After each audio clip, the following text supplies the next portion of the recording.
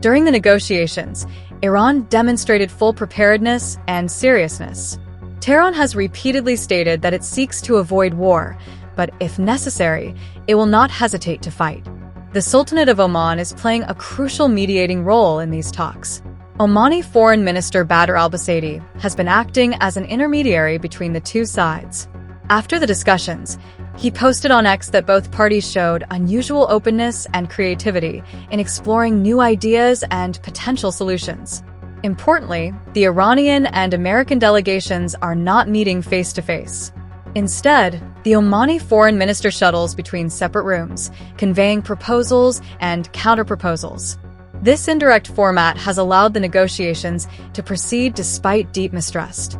On the other side, the position of the United States remains firm. President Donald Trump warned in his State of the Union address that failure to reach a deal would lead to severe consequences for Iran. U.S. Secretary of State Marco Rubio stated before the talks that Iran must also negotiate over its ballistic missile program, a demand Tehran has firmly rejected.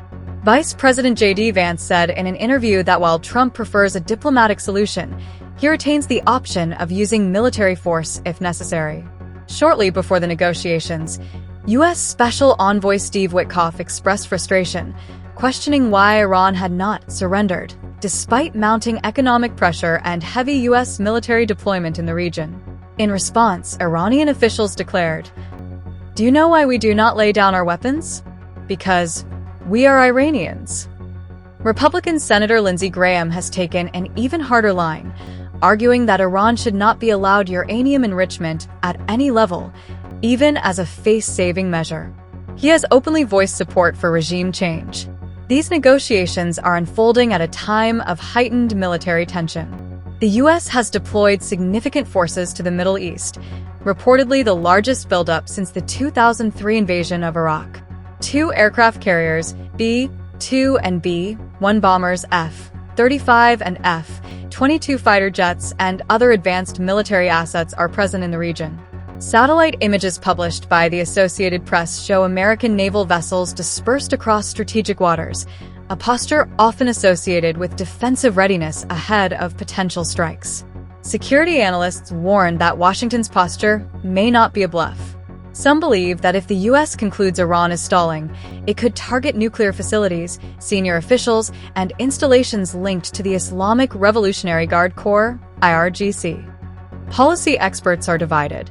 Analysts affiliated with the American Enterprise Institute suggest that Iran may support an interim agreement, as it would allow limited uranium enrichment to continue while avoiding concessions on its missile program.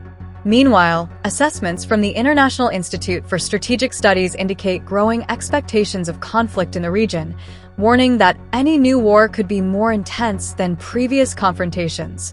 The Institute for the Study of War has cautioned that certain factions within Iran's leadership view accepting U.S. demands as more damaging than military defeat.